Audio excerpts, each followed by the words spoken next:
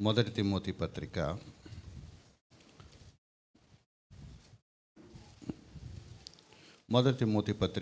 మొదటి అధ్యాయం ఎదుట ఉంచుకున్నట్లయితే కొన్ని ప్రాముఖ్యమైన విషయాలు మళ్ళీ మనం ఈ ఉదయం జ్ఞాపకం చేసుకుందాం.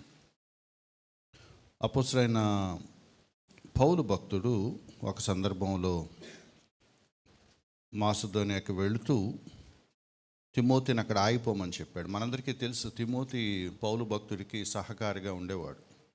పరిచర్లో తన వెనకాలే తిరుగుతూ ఉండేవాడు. ఒక సందర్భంలో పౌలు భక్తుడు ఏమన్నాడంటే, నువ్వు నాతో పాటు రావట్లేదు, నువ్వు ఇక్కడే ఉండు, నేను చెప్పినప్పుడు వద్దు కానీ అన్నాడు. ఎక్కడుంది అది? 3వ వచనంలో మీకు కనపడుతుంది. మొదటి అధ్యాయం 3వ వచనం. నేను మాసిదోనియాకి వెళుచుండగా ఈ మాటలు చెప్పాను. సో ఆయన అన్నాడని ఈయన అక్కడ ఆగిపోయాడు. ఎక్కడ ఆగిపోయాడు అంటే నేను ఏ చెప్తే అది చెప్తారా? 6వ వచనంలో ఉంది అది. ఎక్కడ ఆగిపోయాడు? 6వ వచనం మీకు కనపడదుగా, అది ప్రాబ్లం. ఎక్కడ ఆగిపోయాడు? మీకు దొరకట్లేదు, చూసారా? ఎఫెస్లో ఆగిపోయాడు అమ్మయ్య. సో నేను మాసిదోనియాకి వెళ్తున్నాను, నువ్వు మాత్రం ఎక్కడ ఉండాలి? ఎఫెస్లో ఉండాలి. నేను చెప్పే వరకు నువ్వు ఇక్కడే ఉండు అని అన్నాడు. ఎందుకు ఉండాలి అంటే 3వ వచనం. నేను మాసిదోనియాకి వెళుచుండగా సత్యమునకు భిన్నమైన బోధ చేయవద్దని, కల్పనా కథలు, మితం లేని వంశావళులు, విశ్వాస సంబంధమైన దేవుని ఏర్పాటుతో కాక వివాదములతోనే సంబంధం కలిగి ఉన్నవి కనుక వాటిని లక్ష్య పెట్టవద్దని కొందరికి ఆజ్ఞాపించుటకు నీవు ఎఫెసులో నిలిచి ఉండవలెను అని హెచ్చరించాడు. ఇది ఈ పత్రికకు బ్యాక్గ్రౌండ్ సంఘటన. ఎందుకు ఇలా చెప్తున్నాడు అంటే, ఎఫెసు సంఘం అబద్ధ బోధల చేత పాడైపోయిందట. అక్కడ 3 రకాల వ్యవహారాలు ఉన్నాయి. 1, సత్యమునకు భిన్నమైన బోధలు చేస్తున్నారు. 2, కల్పనా కథలు చెప్తున్నారు. 3, మితము లేని వంశావళులు. 4, అది కూడా లెక్కేసుకుంటే వివాదాస్పదమైన అంశాలే మాట్లాడుతున్నారు.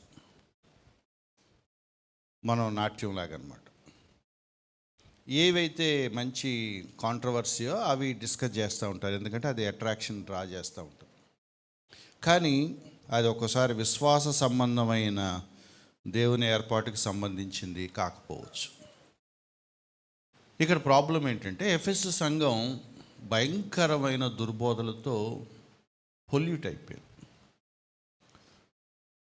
మీకు ఒక మాట చెప్పి మళ్ళీ ఈ టాపిక్లోకి వస్తాను. రోమా పత్రికలో సంపూర్ణమైన సువార్తను వివరించారట. దాదాపు 10-11 అధ్యాయాలు. దాన్నే చాలా అందంగా, క్లుప్తంగా ఎఫెసీ పత్రికలో వర్ణించారట. ఎఫెసీ పత్రిక మనకు తెలిసి ఎంత అద్భుతంగా ఉంటుందో. అంతటి గొప్ప విషయాలు రాసిన ఆ సంఘం ఇట్లాంటి కండిషన్ కూడా వెళ్ళిందా అని అనిపిస్తుంది. తర్వాత ప్రకటన గ్రంథంలో 7 సంఘాలకు ఉత్తరాలు రాసినప్పుడు మొదటి ఉత్తరం ఎవరికి రాశారు? ఎఫెసు సంఘానికే రాశారు. నీ మొదటి ప్రేమను నువ్వు వదిలేసావు, నీ సంగతి తేలుస్తానని. అంటే ఈ సంఘం రకరకాలుగా గలిబిలి గురైపోయింది. ఎవరెవరో అక్కడ నిలబడి ఏదేదో మాట్లాడేస్తున్నారు. దాని నాయకులు ఎవరు, ఏం బోధలు చేస్తున్నారు, సంఘాన్ని ఎటువైపు తీసుకెళ్తున్నారు, ఏమి నేర్పిస్తున్నారు, ఇవేం లేవు. ఎఫెసీ సంఘ పరిస్థితి పౌలు దృష్టికి వచ్చిన తర్వాత పౌలు దాని పట్ల తనకి ఒక భారం, అనుబంధం ఉంది కాబట్టి ఆ బాధ్యత ఎవరికి అప్పచెప్పాడంటే తిమోతికి అప్పచెప్పాడు. తిమోతి, నేను మాసిదోనియాకి వెళ్తున్నాను, నువ్వు నాతో పాటు రావద్దు, నువ్వు ఇక్కడే ఉండు, ఈ సంఘాన్ని కొంచెం నువ్వు ప్రక్షాళన చేయాలి, ఈ సంఘాన్ని నువ్వు కొంచెం సత్యంలో ప్రతిష్ఠించాలి అని చెప్పాడు. వెళ్ళి మరి ఎంతకాలం అయిందో, అంటే ఎఫెసు సంఘం బాధ్యత తీసుకొని ఎంతకాలం అయిందో మనకు తెలియదు, కానీ కొంతకాలం తర్వాత ఈయన ఉత్తరం రాస్తున్నాడు. ఏమని రాస్తున్నాడు? నేను ఇలా చెప్పాను కదా అక్కడ ఉండమని అని చివరిలో ఈ మాట అన్నాడు. 6వ వచనం. నీవు ఎఫెసులో నిలిచి ఉండవలెనని నిన్ను హెచ్చరించిన ప్రకారము ఇప్పుడును హెచ్చరించున్నాను. అంటే అర్థం ఏంటి? అక్కడే ఉన్నాను ఉత్తరం రాస్తున్నాడు. ఇప్పుడు పాప మీరు బహుశా ఇక చాలే వచ్చే అంటాడేమో అనుకుని ఉండొచ్చు. కానీ ఉత్తరం స్టార్ట్ చేయగానే మొట్టమొదటి మాట అప్పుడు చెప్పాను కదా, ఈ ఉత్తరం రాయటంలో అంతరార్థం ఏంటంటే నువ్వు ఇంకా అక్కడే ఉండాలి, దాన్ని నువ్వు ఇంకా జాగ్రత్తగా చూడాలి. ఈ పత్రిక సారాంశమే ఇది. ఈ 2 పత్రికలు, తిమోతి 2 పత్రికల సారాంశం ఏంటంటే తిమోతి నువ్వు ఎఫెసులోనే ఉండు అని చెప్పడానికే రాశాడు, ఇంకేం లేదు. ఎందుకు ఉండాలి, ఏం చేయాలి, ఆ వివరాలని 2 పత్రికల నిండా ఎక్స్టెన్సివ్గా రాసుకుంటూ వచ్చాడు. But the very purpose of this letter ఏంటంటే నువ్వు ఎఫెసులో ఉండాలి. ఏంటివి? సత్యమునకు భిన్నమైన బోధలు. కొంతమంది అట సత్యానికి భిన్నంగా బోధిస్తారట, అంటే సత్యం బోధించరు, దానికి ఆపోజిట్ బోధిస్తూ ఉంటారు. బయట మనం చూస్తున్నాం, యేసుక్రీస్తు దేవుడు అని మనం నమ్ముతున్నాం, యేసుక్రీస్తు దేవుడు కాదని కొంతమంది చెప్తున్నారు. పరిశుద్ధాత్మ ఇలా చేయడు అని మనం అంటున్నాము, అలాగే చేస్తాడని వాళ్ళు మాట్లాడుతున్నారు. బైబిల్ దేవుని వాక్యం అని మనం అంటున్నాము, బైబిల్ దేవుని వాక్యం కాదని కొంతమంది వాళ్ళు క్రైస్తవులు కానీ చెప్పుకుంటున్నారు, వాళ్ళు సేవ చేస్తున్నాం అంటున్నారు, కానీ ఈ సత్యానికి భిన్నమైన బోధ చేస్తున్నారు. ఇది ఒకటి. 2, కల్పనా కథలు. అంటే వీళ్ళు వాక్యాన్ని బోధించరు, ఏం చేస్తారు? కథలు అల్లేస్తూ ఉంటారు, కల్పించి చెప్తూ ఉంటారు. అవి ఆసక్తిగా ఉంటాయి. ఒకరోజు ఏమైందంటే అని నేను మొదలెట్టా అనుకోండి, మీరు చాలా ఇంట్రెస్టింగ్గా వింటారు. అసలు ఇక మీరు కళ్ళు ఆర్పకుండా ఇంకా చూస్తూ ఉంటారు. మొన్న ఒక రోజు జరిగిందండి అని అంటా ఉంటే మీరు ఇక నేను ఊరిస్తూ ఉంటాను, మీరు అందులో తన్మయత్వం చెందుతూ ఉంటారు. పౌలు భక్తుడు ఏమన్నాడు అనగానే అంటారు. ఎందుకు? అది మీకు ఇంట్రెస్టింగ్ అనిపించదు. కాబట్టి ప్రజలకు ఏది ఆసక్తిగా ఉంటుందో అది చెప్పాలని కొంతమంది అనుకుంటారు. ఆ మధ్య ఒక ఆయన వీడియోలు షేర్ చేశారు. ఆయన జోక్స్ వేస్తా వాక్యం చెప్తున్నాడు. ఆయన వాక్యం చెప్పట్ల, వాక్యంలో ఆయన ఆ ప్రసంగాన్ని జోక్స్ చెప్పే ఒక కమెడియన్ లాగా తయారయ్యాడు అనమాట. ప్రసంగం అంతా నవ్వులే, ఇంకా నవ్వించి నవ్వించి నవ్వించి ఆ ప్రజలు కింద పడి డొల్లి నవ్వలేకపోతున్నాం బాబు ఇంకా ఆపేయని వాళ్ళు అంటున్నారు. ఈయన ఆపట్ల. ప్రజలను నవ్వించడానికి కొంతమంది నిలబడుతున్నారు, అది కూడా ఎక్కడ? దేవుని సన్నిధిలో. మిత్తము లేని వంశావళులు కొంతమంది వాళ్ళ వంశావళి గురించి చెప్పుకుంటారు. మేము ఏర్పరచబడిన వంశం మాది, దేవుడు మా కుటుంబాన్ని ఏర్పరచుకున్నాడు, మేము ఎలాగైనా ఉండొచ్చు. ఆ రోజుల్లో పౌలు భక్తులు రాసిన కాలంలో కొంతమంది ఆ వంశావళి తీసుకెళ్ళేటో కనెక్ట్ చేసేవాళ్ళట. కొంతమంది మేము మికాయల్ వంశం అని చెప్పుకునేవాళ్ళం, మేము గాబ్రియల్ వంశం, మేము యోధా గోత్రం, మేము బెన్యామిన్ గోత్రం. మీకు తెలిసి ఎక్కడ కూడా యోధా మాత గోత్రాలు అమ్ముతున్నారు. అప్పట్లో మా గుడివాళ్ళు అమ్మారు. 3,000 ఇస్తే బెన్యామిన్ గోత్రం సర్టిఫికేట్ ఇచ్చేవాళ్ళు. ఏం చేసుకుంటాడు? ఏమో ఈ సర్టిఫికేట్ ద్వారా పరలోకం రానిస్తారేమో ఆడ ఆశ అనమాట. అంటే ఆడ వాక్యం తెలియదు. మితము లేని వంశావళులు. వీళ్ళకి ధ్యాస అంతా ఎప్పుడు ఉంటుంది, ఏముంటుందట? విశ్వాస సంబంధమైన వాటి మీద ఉండదట. దేని మీద ఉంటుందట? వివాద సంబంధమైన వాటి మీద ఉంటుందట. కాబట్టి వాటిని లక్ష్య పెట్టద్దు అని బోధించటానికి, హెచ్చరించటానికి లేదా ఆజ్ఞాపించటానికి ఎఫెసులో ఉండమని చెప్పాడు.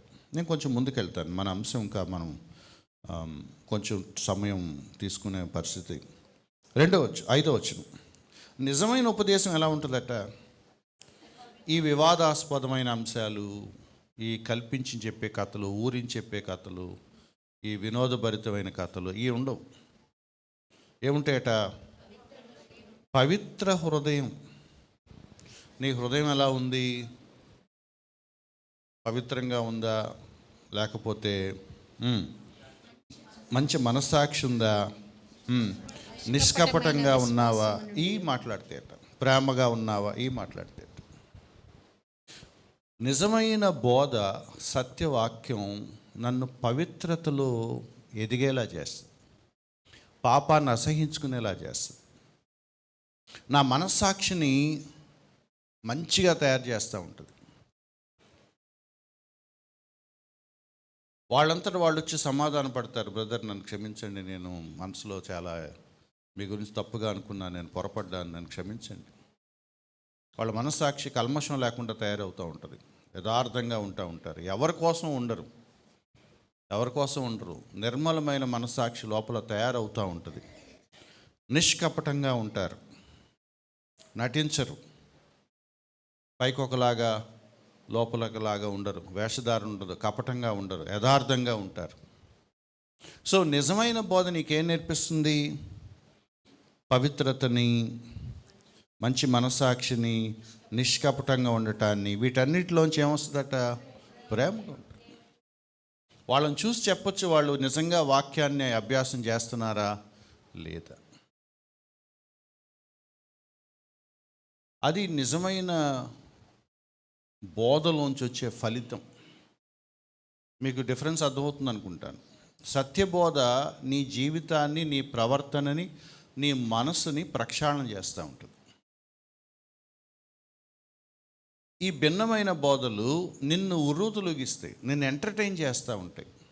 నీకు అది బాగుంటుంది, కానీ నీ జీవితంలో ఎటువంటి మార్పు రాదు. నీకు అది టైంపాస్కి పనికి వస్తుంది. ఇదివరకు సినిమాకి వెళ్ళి ఆనందపడేవాళ్ళు ఇప్పుడు ఇటెళ్ళి ఆనందపడుతున్నారు అంతే.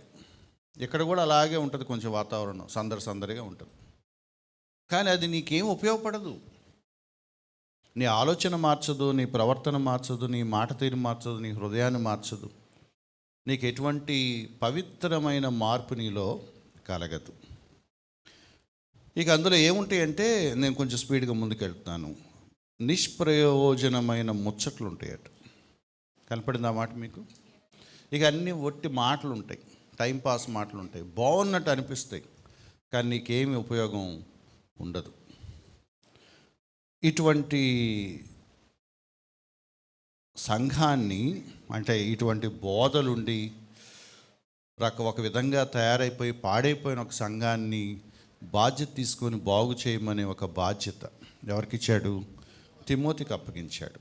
సో కిందకు వద్దాం. 1వ అధ్యాయం 18వ వచనం. నా కుమారుడు అయిన తిమోతి, నీవు విశ్వాసమును మంచి మనస్సాక్షి కలిగిన వాడవై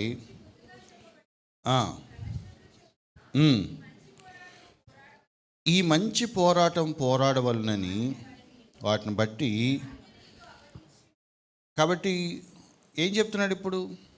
ఇదిగో ఎఫెసు సంఘం ఇలా ఉంది కాబట్టి నువ్వేం చేయాలి? పోరాడాలి. మీరు చెప్పండి, పోరాటం అంటే అర్థం ఏంటి? ఎఫెసు సంఘం ఎలా ఉందో చెప్పాడు. ఎఫెసు సంఘం బాధ్యత ఎవరికి ఇచ్చాడు? తిమోతికి ఇచ్చాడు. ఇప్పుడు నా కుమారుడు అయిన తిమోతి, ఇప్పుడు ఈ బాధ్యత నీకు అప్పచెప్పాను, ఈ మంచి పోరాటం నువ్వు పోరాడాలి. ఏం చేయాలి తిమోతి? దాన్ని సరిచేయాలి. అక్కడున్న భిన్నమైన బోధల్ని, అక్కడున్న ఈ కల్పనా కథల్ని, వివాదాస్పదమైన బోధల్ని, ఈ వంశావళులు, వీటన్నిటిని తీసేసి ఏం నేర్పించాలి? సత్యం నేర్పించాలి, సువార్త నేర్పించాలి, యథార్థమైన బోధ ఎలా ఉంటుందో వాళ్ళకి నేర్పించాలి. విచిత్రం ఏంటంటే, దీన్ని పౌలు భక్తుడు ఏమంటున్నాడంటే, ఇది నీ కష్టమే. ఎందుకు? ఇప్పుడు దాకా సంవత్సరాలు వాళ్ళు ఒకలాంటి బోధకు విన్నారు. ఇప్పుడు గౌక్కుని ఎవరో కొత్త ఆయన వస్తాడు. ఈయన వయసులో చిన్నవాడు. ఎవరైనంటే తిమోతి. ఎవరు పంపించారు? పౌలు గారు పంపించారు. ఇదేంటి కొత్తగా మాట్లాడుతున్నాడు, 30 ఏళ్ళుగా మా చర్చలు ఇట్లా లేదు, ఇప్పుడు నీడెవడు మనకి అని అంటారు. అందుకే ఈ పత్రిలో చోట అన్నాడు, నీ యవ్వనాన్ని బట్టి ఎవరు నిన్ను తృణీకరించవద్దు, నువ్వు వాటిని పట్టించుకోవద్దు, నీ పని నువ్వు చేసుకో. ఇతను బోధించేది వాళ్ళకి నచ్చకపోవచ్చు, వాళ్ళు ఇతనితో గొడవ పడవచ్చు, ఇతను విమర్శించవచ్చు, ఇతను చేసేది ప్రతి వాళ్ళు తప్పట్టచ్చు. ఇది అంత ఈజీగా ఉండదు. నువ్వు రాగానే వాళ్ళు నిన్నేం అంగీకరించరు, ఎందుకంటే ఎవరి బోధ వాళ్ళు సమర్థించుకుంటారు. కాబట్టి ఇది పోరాటమే, ఇది పోరాటమే. కానీ ఈ పోరాటం చేయాలా వద్దా? చేయాలి. దాని పౌలు భక్తుడు ఏమన్నాడంటే, ఇది మంచి పోరాటం, వర్త్ ఫైటింగ్. తప్పులేదు ఈ పోరాటం చేయటంలో. ఈ పోరాటం పోరాడాల్సిందే. పైగా ఈ పోరాటం ఒక మంచి కారణం కోసం చేసే పోరాటం. ఏంటి ఆ పోరాటం? సత్యాన్ని నిలబెట్టడం కోసం చేసే పోరాటం. నాకెందుకు సార్ వాళ్ళతో గొడవ, ప్రశాంతంగా నా పని నేను చేసుకునేవాడిని కదా అని అంటే తిమోతి ఏమంటాడు? ఇది నువ్వు చేయాల్సిందే. ఇక్కడ ఇంకో మాట ఉంది, అది కూడా నేను మీకు చూపించాలి. ఈ మంచి పోరాటం పోరాడవలన, చదువునాను, వాటిని బట్టి ఈ ఆజ్ఞ నీకు అప్పగిస్తున్నా. బతిలాట్లా ఆజ్ఞాపిస్తున్నాడు. తిమోతి ఇది నువ్వు చేయాల్సిందే. నాకెందుకు సార్ ఈ గొడవ అని అంటే, వద్దొద్దు, నువ్వు చేయాల్సిందే. యాక్చువల్గా ఈ పత్రిక రాస్తున్నాడు పౌలు భక్తుడు ఎక్కడున్నాడు? చెరసాల్లో ఉన్నాడు. బయటకు వస్తే ఆయన వీళ్ళ సంగతి చూసేవాడు. ఆయన లేడు కాబట్టి ఎవరిని పంపించాడు? తిమోతిని పంపించాడు. అక్కడ ఒత్తిడి, వ్యతిరేకతలు, విమర్శలు, వాళ్ళందరి రకరకాల పాలిటిక్స్ చూసి తట్టుకోలేక వెనక్కి వచ్చేస్తాడేమో. కాబట్టి ఈ ఉత్తరం ఎందుకు రాస్తున్నానంటే, నువ్వు మళ్ళీ అక్కడే ఉండు, అక్కడే కొనసాగని చెప్పడానికే రాస్తున్నాను. ఇది పోరాటం, ఇది పోరాటం. మనకెందుకండి అని మనం అనకూడదు. చాలా సంఘాలకి ఇది ఒక అలవాటు. ఎవరినేమి అనరు. చాలా ఊళ్ళలో సేవకులందరూ ఒక కౌన్సిల్ లాగా ఫామ్ ఇలా అనుకుంటారట. ఏమనంటే, నేను మిమ్మల్ని ఏమన్ను, మీరు నన్నేమనొద్దు, మా సంఘం గురించి మీరేం మాట్లాడద్దు, మీ సంఘం గురించి నేనేం మాట్లాడను, నా సేవను నువ్వేమనొద్దు, నీ సేవను నేనేమన్ను, నీ బోధని, నీ డాక్టర్ నేనేమన్ను, నా బోధల్ని, నా సిద్ధాంతాలు నువ్వేమీ అనొద్దు. మనం నెలకోసారి కలిసి బిర్యానీ తిందాం. ప్రాబ్లం ఏంటంటే, నువ్వు వక్రీకరించి బోధిస్తున్నా కూడా నేను మౌనంగా ఉండాలి అని ఒక రూల్ పెట్టేసుకున్నావు అనమాట.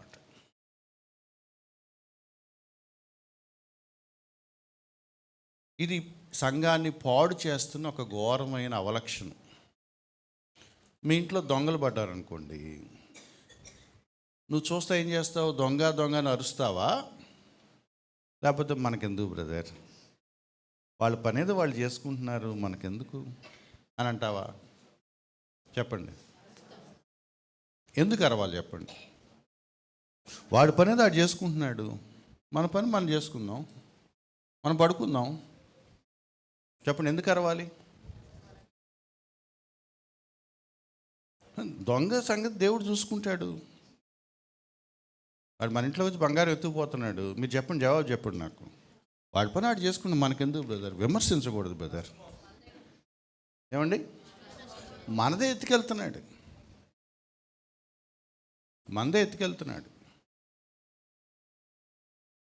మనం ఎందుకు పోరాడాలి అంటే, ఇక్కడ నష్టపోతుంది ఎవరు? ఎఫెసులో సంఘం.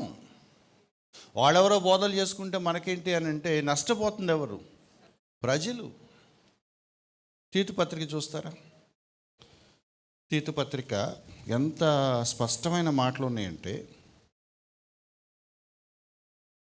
తీతు పత్రిక మొదటి అధ్యాయం 10వ వచనం. చాలామంది ఉన్నారట ఇలాగే ఇందా మాట్లాడుకున్నట్లుగా వధరబోతులు, మోసపుచ్చువారు. 11 చదమ్మా. ఏం చేయాలట?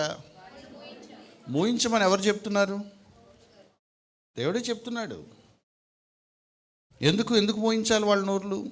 అట్టివారు ఉపదేశింపకూడని వాటిని దుర్లాభం కొరకు ఉపదేశించుచు కుటుంబాలని అబద్ధ బోధల వల్ల ఏమవుద్ది అని మీరు అనుకుంటున్నారేమో. కుటుంబాలు పాడైపోతాయి. వందలు వేలు లక్షల కుటుంబాలు నాశనం అయిపోతాయి. పలానా చోటకి ఇన్ని వేల మంది వెళ్తారంటే అని మీరు అంటే మీకు అది సంతోషంగా ఉంటుందేమో, కానీ మాకు అది ఏడుపు వస్తుంది. ఎందుకంటే వాళ్ళు ఏమైపోతున్నారంటే పక్కదారి పడుతున్నారు. కుటుంబాలు పాడు చేస్తున్నారండి వాళ్ళు. ఎందుకు? వీళ్ళు సత్యాన్ని బోధించట్లేదు, వీళ్ళకు తోచిన కల్పనా కథలేవో వీళ్ళు నేర్పిస్తున్నారు. అల్టిమేట్గా నష్టపోతుంది ఎవరంటే కామన్ పీపుల్. కుటుంబాలు నష్టపోతున్నాయి. ఒక ఆమె నాకు ఫోన్ చేసింది. వాళ్ళు ఒక ఒక దూరంగా ఉండే ఒక ఊర్లో ఉంటారు. ఒక నైట్ అంతా ట్రావెల్ చేసి ఇక్కడికి రావాలి, విజయవాడకి. ఇక్కడ ఒక అబద్ధ బోధకుడు ఉన్నాడు. ప్రతి ఆదివారం ఇక్కడికే రావాలి, రాకపోతే ఊరు కూడా ఆయన శపిస్తాడు.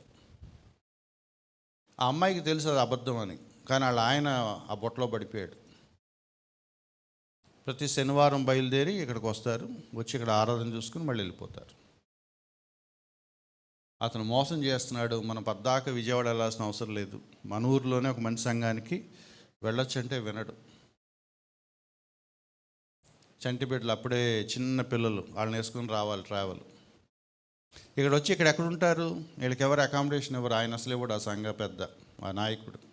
వీళ్ళే రైల్వే స్టేషన్లో దిగి అక్కడే బాత్రూంలో స్నానం చేసి బట్టలు మార్చుకొని చర్చికి వస్తారు. ఈయన జీతం అంతా తీసుకెళ్ళి కానికేసేస్తాడు. మరి ఈ నెలంతా ఏం తింటారు? అప్పులు చేస్తారు.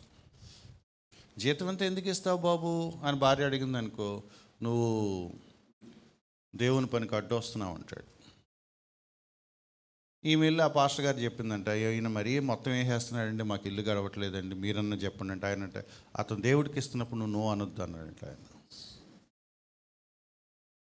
మీకు అర్థమవుతుందా? కుటుంబాలు అప్పుల పాలైపోతున్నారు. వాళ్ళకి వాక్యం తెలియదు, వీళ్ళు ఏదేదో చెప్తున్నారు, వీళ్ళు గుడ్డిగా దాన్ని వెంబడిస్తున్నారు. వాళ్ళు నోళ్ళు మూయించండి అని చెప్తున్నాడు తీతు భక్తుడికి రాస్తూ. మనమేమంటున్నాం? మనమే మాట్లాడద్దు. ఒక ఆయన నన్ను అన్నాడు ఆ మధ్యలో, ఇట్లా అప్పుడు మాట్లాడుతుంటే, మీకు జలస్ అన్నాడు. నాకంటే కుళ్ళు అంట, ఎవరిని? వాళ్ళని చూసి. ఒక ఆయన చేసే సేవ చూసి ఆయనకి ఎంత పేరు వచ్చింది, ఎంత పాపులర్ అయ్యాడు, ఆయన దగ్గర ఎంతమంది పరిచర్య విస్తరించింది, ఎంతమంది విశ్వాసులు ఉన్నారు, ఎంత గొప్ప పేరు వచ్చిందో నాకు ఆయన చూస్తే ఏమంట? కుళ్ళు అంట. అన్నాను, అరే కుళ్ళుకోవటానికి నాకు చర్చ్ ఉంటాయి కదరా, నేను పాస్టర్ని కాదు అంటే. వాళ్ళ దగ్గర నుంచి జవాబు ఒకటే, ఈయనలాగా నువ్వు సేవ చేయంటే. ఆయనలా నేను ఎందుకు చేస్తాను? దేవుడు నన్ను ఏం చేయమన్నాడో అది నేను చేస్తాను, ఆయనలా నేను ఎందుకు చేస్తాను? అప్పుడు నేను కూడా అనొచ్చుగా, నువ్వు ఆయన వదిలేసి నాలాగా చేయమని.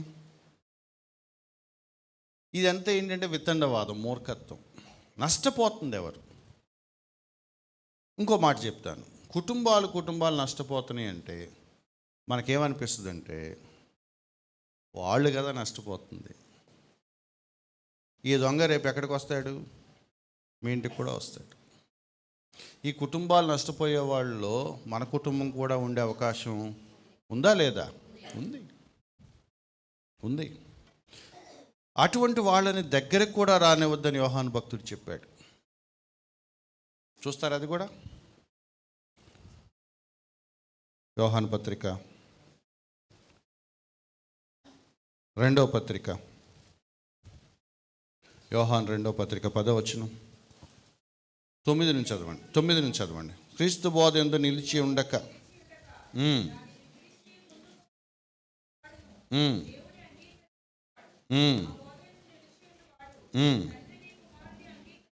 మీరు చూడండి, తండ్రిని కుమారుని అంగీకరించకుండా కొంతమంది దుర్బోధలు చేసేవాళ్ళు ఉన్నారు.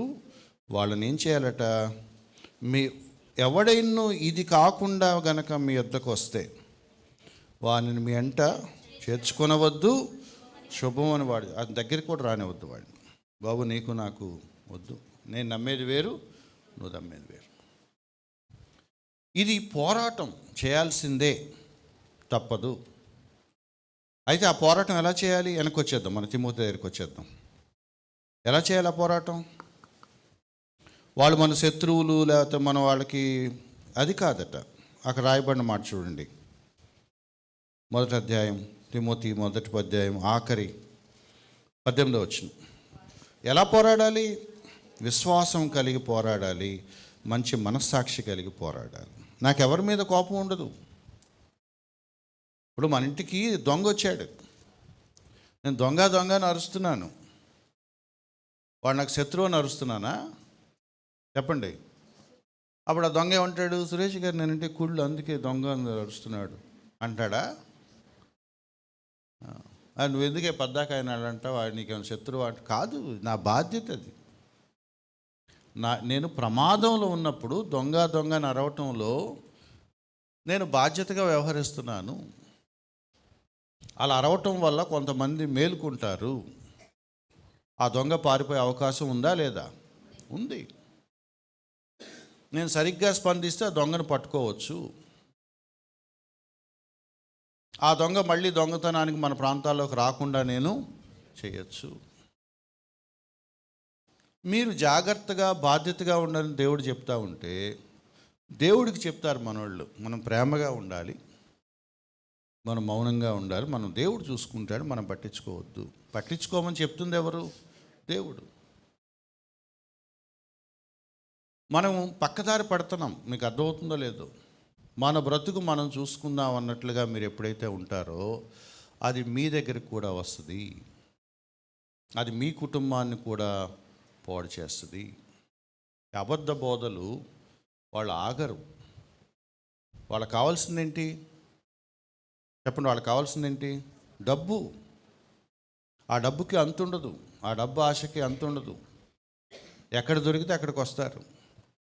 అది ఎటు నుంచి ఎటు ప్రవహిస్తుందో తెలియదు. అది మీ దాకా, మీ రూపాయి వస్తుందంటే వద్దంటాడా? అనరు. ఇది మంచి పోరాటము. నీవు విశ్వాసము మంచి మనస్సాక్షి గలవాడవై పోరాడాలని చెప్తున్నాడు. అది కింద వచ్చిన చూడండి. అలా కొంతమంది తమ మనస్సాక్షిని పట్టించుకోక ఏదైతే అది అయిందిలే అని ప్రవర్తించిన వాళ్ళు కొంతమంది ఉన్నారు. వాళ్ళు నష్టపోయారు. విశ్వాస విషయంలో ఓడ బద్దలైపోయిన వారి వల్లే ఉన్నారని చెప్తున్నాడు. ఇప్పుడు నేను ఎందుకు ఇది మాట్లాడుతున్నానంటే, ఈరోజు మనం ఎవరితోనూ గొడవలు పడవసరం లేదు, కానీ తప్పును తప్పు, రైట్ని రైట్ అంటాం ఒకటి నేర్చుకోవాలి.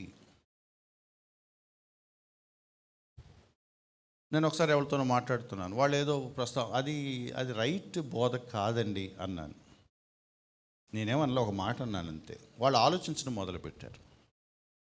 మీరు అన్నాక నేను ఆలోచించాను బ్రదర్, నేను తర్వాత అబ్జర్వ్ చేశాను, మీరు చెప్పింది కరెక్టే, వాళ్ళది అది బాగలేదు అంటే వాళ్ళు దాన్ని గుర్తించడానికి 5-6 నెలలు పట్టింది. కానీ క్యాజువల్గా నేను అన్న ఒక మాట వాళ్ళకి ఉపయోగపడిందా లేదా? మీరు అన్నాకే నేను ఆలోచించానండి అన్నారు. ఆయన ముందు నేను మంచివాళ్ళగా అనిపించుకోవటానికి నేను సైలెంట్గా ఉన్నా అనుకోండి, నేనేం చేసినట్లు?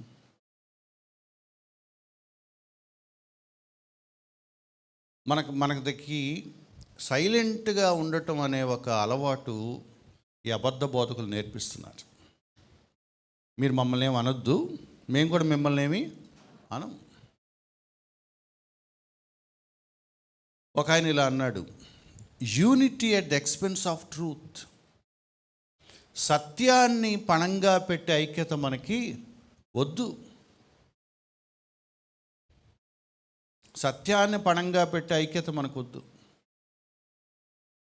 మీరు చెప్పండి, ట్రూత్ ఇంపార్టెంటా, ఐక్యత ఇంపార్టెంటా? సార్ అక్కడే మీరు కన్ఫ్యూజ్ అయిపోయారు. సత్యం ఇంపార్టెంటా, ఐక్యత ఇంపార్టెంటా? సత్యమే ఇంపార్టెంట్. నేను ఎవరితో ఏకీభవిస్తానంటే సత్యాన్ని అంగీకరించిన వాళ్ళతోనే. చెడ్డవాళ్ళతో నాకు ఐక్యత వద్దు. అబద్ధ బోధకులతో నాకు సఖ్యత ఉండాల్సిన అవసరం లేదు. ఇది మనం ఎప్పుడైతే మర్చిపోతామో మనం కూడా చూస్తూ ఉంటాం. ఇప్పుడు ముందుకెళ్దాం. 2వ పత్రిక, 1వ పత్రిక అయిపోయింది కదా, ఓకే. ఇంకొక వచనం చూసుకొని 2వ పత్రిక వెళ్దాం. 1వ పత్రిక మీ ఊరికనే ఈ సంగతులు గుర్తుంటాయని మళ్ళీ జ్ఞాపకం చేద్దాం అనుకున్నాను. 1వ పత్రిక 6వ అధ్యాయం ఆఖరి వచనం. ఒక్క నిమిషం 6వ అధ్యాయం 20వ వచనం. తిమోతి, నీకు అప్పగింపబడిన దానిని చెప్పండి. ఏం అప్పగించాడు? మంచి పోరాటం పోరాడే ఒక బాధ్యత అప్పచెప్పాడు. దేనికోసం? సత్యం కోసం. వాళ్ళు ఇలా బోధిస్తున్నారు, నువ్వు ఎలా బోధించాలో నేను నీకు నేర్పించాను కదా, ఏం బోధించాలో నేర్పించాను కదా, ఆ సత్యం నీకు అప్పచెప్పాను. ఇప్పుడు చెప్పండి, సత్యం నిలకడగా భద్రంగా ముందు తరాలకు వెళ్ళాలంటే తిమోతి ఏం చేయాలి? పోరాడాలి. వాళ్ళు చెప్పేది తప్పు, సత్యం ఇదిగోండి, ఇది పౌలు గారు నాకు నేర్పించిన సత్యం ఇది అని తిమోతి చెప్పాలి. ఇప్పుడు తిమోతి దీన్ని భద్రంగా ముందు తరాలకు తీసుకువెళ్ళాలి. తను ఉన్న ప్రజలకి చెప్పాలి, తన తదనంతరం కూడా అది వెళ్ళేలాగా చేయాలి. అలా కొంతమంది పోరాడుతూ అప్పగించిన దానిని కాపాడుతూ ముందుకు తీసుకెళ్ళారు కాబట్టే 2000 సంవత్సరాల తర్వాత కూడా మనం ఆ సత్యం గురించి మాట్లాడుకుంటున్నాం. పౌలు భక్తుడు ఇటువంటి ఉత్తరాలు రాయకపోయినా, తిమోతి లాంటి వాళ్ళు నోరు తెరిచి ఈ పని చేయకపోయినా సత్యం మన దాకే వాళ్ళు వచ్చేది కాదు. ఏం మిగిలేవి? అబద్ధ బోధలే మిగిలేవి. ఓకే, రెండో పత్రిక మళ్ళీ చెప్తున్నాడు, అదే సంగతులు చెప్తున్నాడు, మళ్ళీ గుర్తు చేస్తున్నాడు.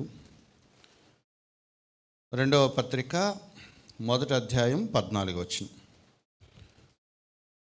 నీకు అప్పగించబడిన ఆ మంచి పదార్థమును మనలో నివసించు పరిశుద్ధాత్మ వలన, ఈ అప్పగించబడిన ఈ సత్యాన్ని, ఈ సత్య సిద్ధాంతాన్ని ఒక పదార్థం అంటున్నాడు. అంటే ఎంత జాగ్రత్తగా కాపాడాలో చెప్పడానికి వాడిన ఉదాహరణ అన్నమాట. సత్యం గారి ఇంటి నుంచి మాకు అప్పుడప్పుడు కొన్ని కూరలు వస్తాయి. ఆ కూర తీసుకొచ్చి ఏం చేయాలి మేము? నా భార్య తీసి ఫ్రిడ్జ్లో పెట్టుద్ది.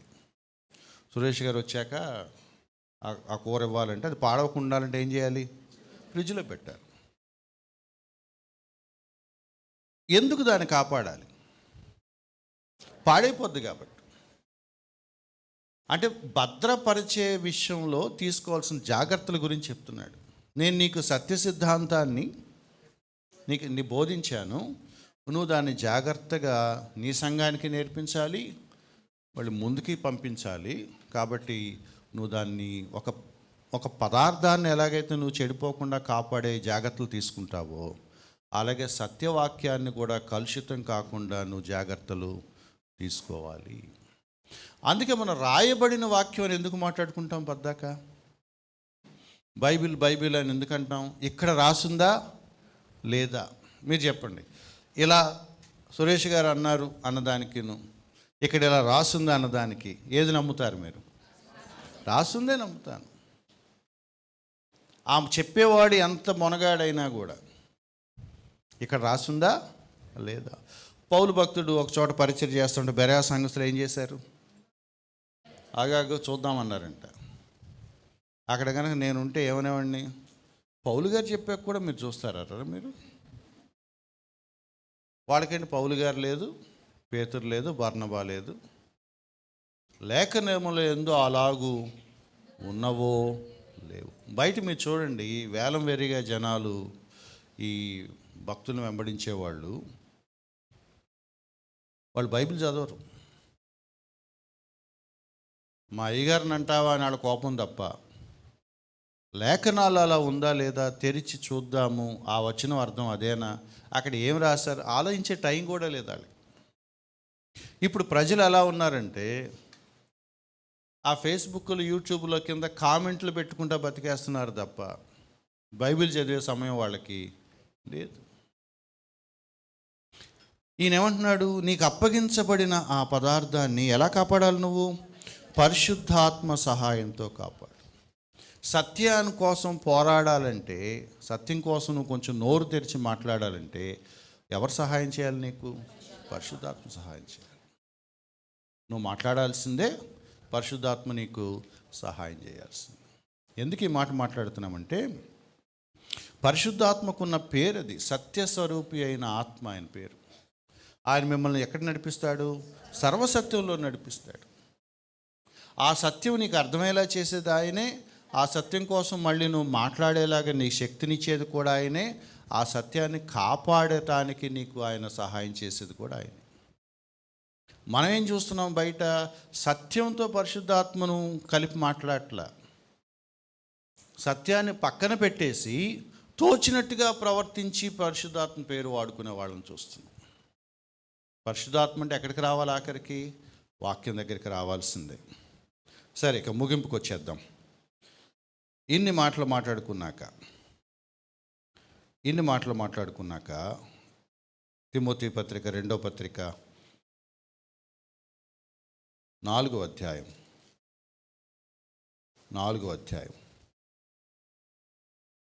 ఇక్కడ ఏం జరుగుతుందో మళ్ళీ చెప్తున్నాడు. నేను పైపైన చదువుకుంటూ వస్తాను కాబట్టి ఏం చేయాలో చెప్తున్నాడు. నేను ముగింపులోకి వచ్చేస్తున్నాను. తిమోతి పత్రిక 4వ అధ్యాయం 2వ వచనం. ఏం చేయాలి? వాక్యాన్ని ప్రకటించాలి.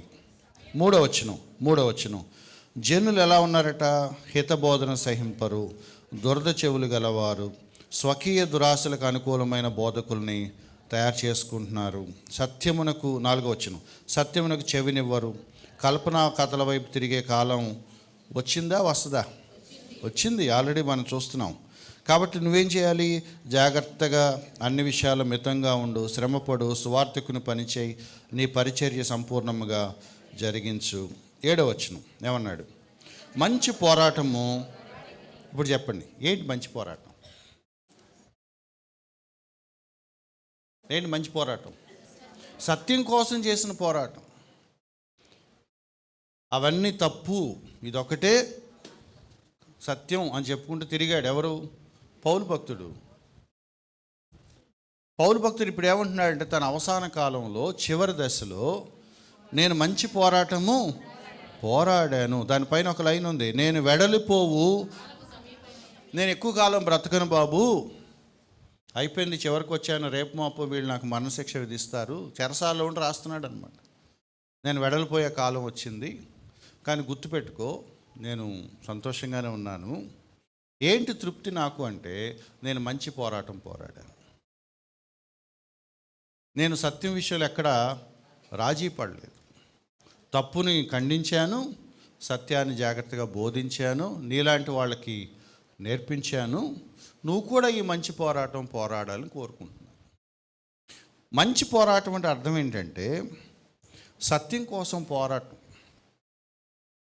సత్యాన్ని జాగ్రత్తగా కాపాడి దాన్ని ముందుకి నేర్పించి పంపించటం.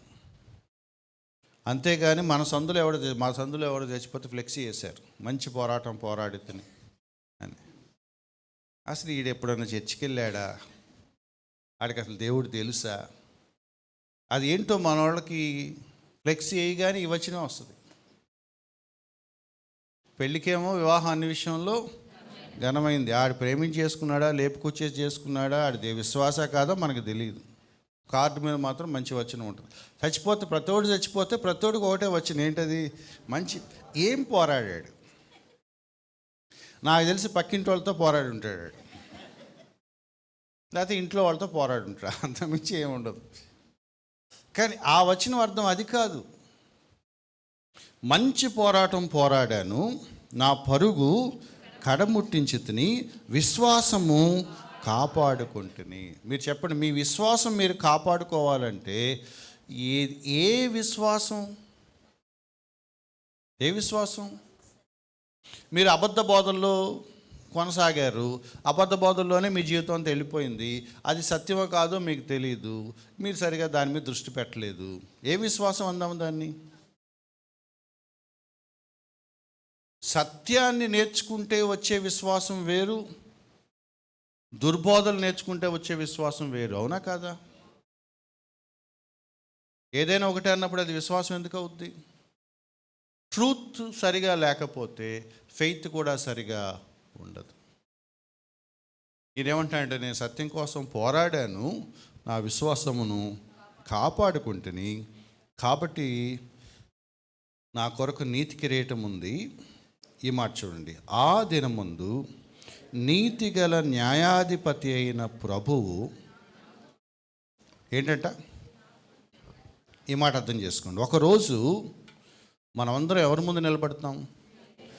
నీతి కలిగిన న్యాయాధిపతి అయిన ప్రభువు ముందు నిలబడతాం. నేను సత్యాన్ని సరిగా మనసు పెట్టి నా మాటలు అర్థం చేసుకోండి. నేను సత్యాన్ని సరిగా మనసు పెట్టి నేర్చుకున్నాను, నా విశ్వాసాన్ని కాపాడుకున్నాను, ఆ సత్యం కోసం నేను ఎంతో కొంత పోరాడాను, ఆ సత్యాన్ని నా కుటుంబానికి నేర్పించుకున్నాను, నా కుటుంబాన్ని కూడా నేను జాగ్రత్తగా కాపాడుకున్నాను అని ఆయన ముందు నిలబడే బ్యాచ్ ఒకళ్ళు ఉంటారట. ఏమో వాళ్ళు ఏదో చెప్పారు మేమేం చేస్తాం అనే బ్యాచ్ ఒకటి ఉంటారట. మీకు అర్థమవుతుందా? చాలాసార్లు విశ్వాసులకు ఉన్న ప్రమాదం ఏంటంటే, లేకపోతే నిర్లక్ష్యం ఏంటంటే, మీరు బోధిస్తున్నారు కాబట్టి మేము విన్నాం, లేదా మాకేం తెలుసు అందామని అనుకుంటారు. అది అక్కడ చెల్లదు. ఆయన ఎవరట? నీతి కలిగిన న్యాయాధిపతి అయిన ప్రభు. ఆయన ఒకరోజు లెక్కలు తేల్చినప్పుడు, సరే వాడంటే అబద్ధం బోధించాడు, వాడు దుర్లాభం కోసం, డబ్బుల కోసం, దేనికోసం బోధించాడు. నువ్వేం చేస్తావు? చెప్పండి, నువ్వేం చేస్తావు? నీకు బాధ్యత ఉందా లేదా? మాట్లాడరే? ఉంది. ఎవరలా బోధిస్తున్నారో ఆలోచించుకోవాల్సిన బాధ్యత ఉందా లేదా? ఉంది. వాళ్ళు అలా బోధించారు, మేమేం చేయమనే మాట అవకాశం దేవుడి దగ్గర మనకి లేదు. లేదు. 1 యోహాను పత్రిక 4:1, అది కూడా చూడండి. 1 యోహాను పత్రిక 4:1.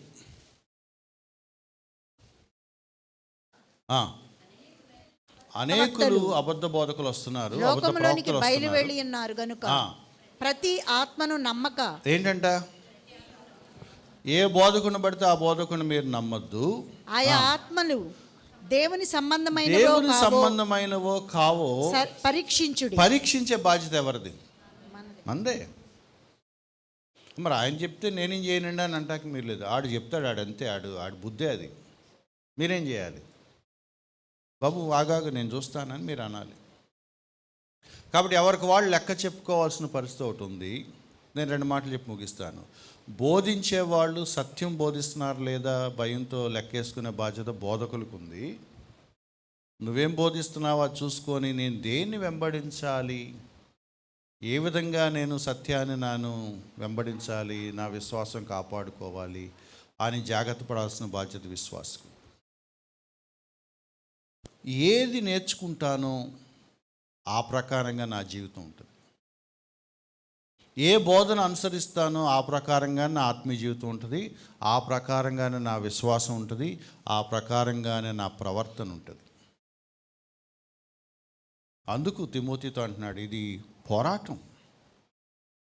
నువ్వు కాపాడుకోవాల్సింది చాలా ఉంది, బోధించాల్సింది చాలా ఉంది, జాగ్రత్త పడాల్సింది చాలా ఉంది. దేవుని ఎదుట నిలబడినప్పుడు నాలాగా అనాలి తిమోతి. నువ్వు ఏమని?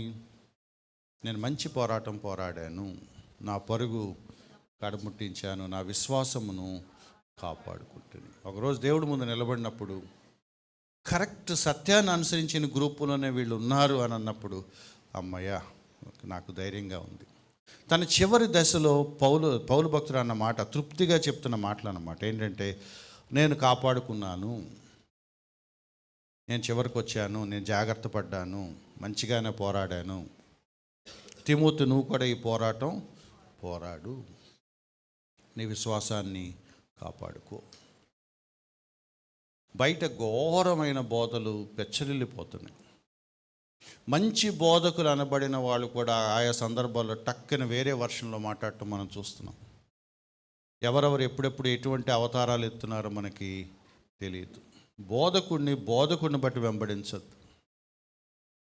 నేను చాలా మంచి బోధకుడండి, నేను చాలా కాలంగా వింటున్నాను అంటే చాలా కాలంగా మంచి చేసుంటాడు. ఈరోజు చెప్పింది 90 మంచి చెప్పాడు, 91వ ప్రసంగంలో కొంచెం మెలికి పెట్టాడు. ఏం చేద్దాం?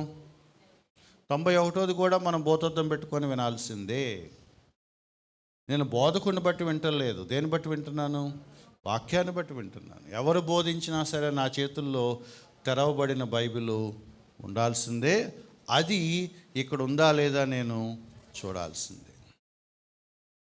ప్రతి విశ్వాసికి ఉండాల్సిన బాధ్యత. 2 మాటలు. మీరు జాగ్రత్తగా వాక్యాన్ని పరిశీలించి విని నేర్చుకోవాలి. ఏది సత్యబోధో కాదో మీకు తెలియాలి. అది మీరు మళ్ళీ మీ కుటుంబానికి నేర్పించుకోవాలి. లేకపోతే మీ కుటుంబం ప్రమాదంలో ఉంది. సత్యాన్ని అనుసరించని గుంపు ఒకవైపు ఉంటారు. భవిష్యత్తులో దేవుని ముందు సత్యాన్ని అనుసరించిన గుంపు ఒకవైపు ఉంటారు. నేను ఎక్కడుంటాను అని కనుక మీరు చూసుకుంటే మీరు ఎంత పని మీకుందో మీకు అర్థమవుతుంది. ఎవరు చెప్పినా ఒకటే అని అనుకోమాకండి. ఎవరు చెప్పినా కూడా గుడ్డిగా నమ్మద్దు. ఇందా మనం చదువుకున్న 1 యోహాను 4:1, ఆయా ఆత్మలు విశ్వాస సంబంధమైనవో దేవుని సంబంధమైనవో కావో పరీక్షించి తెలుసుకోండి. ఇది పోరాటం. ఏ రోజుకు ఆ రోజు సత్యం కోసం మనం చేసే ఒక ప్రయత్నం. సత్యం నేర్చుకుంటూ ఉండాలి, సత్యం పరీక్షిస్తూ ఉండాలి, సత్యాన్ని వెంబడిస్తూ ఉండాలి. ఎప్పటికప్పుడు ఇది ఛాలెంజే, ఎప్పటికప్పుడు ఇది సవాలే. ఇది ఇరుకు మార్గం. ఎక్కువ మంది ఎటు వెళ్ళిపోతుంటే అక్కడ సత్యం ఉందని అనుకోవద్దు. తక్కువ మంది ఉన్నారని కానీ వాళ్ళకి ఏమి తెలియదు అని కూడా అనుకోవద్దు. నంబర్ని బట్టి ఎవరు డిసైడ్ చేయరు, బోధకుని బట్టి ఎవరు డిసైడ్ చేయరు, పాపులారిటీని బట్టి ఎవరు డిసైడ్ చేయరు. మన చేతిలో బైబిల్ ఉంది, తెరిచి చదవాల్సిన బాధ్యత మనకే ఉంది. మనం కూడా ఆ మాట అనాలి. నేను సత్యం కోసం న్యాయంగా ఉన్నాను, రాజీ పడలేదు, నా విశ్వాసంను కాపాడుకున్నాను. తల్ల వంచి ప్రార్థన చేసుకుందాం.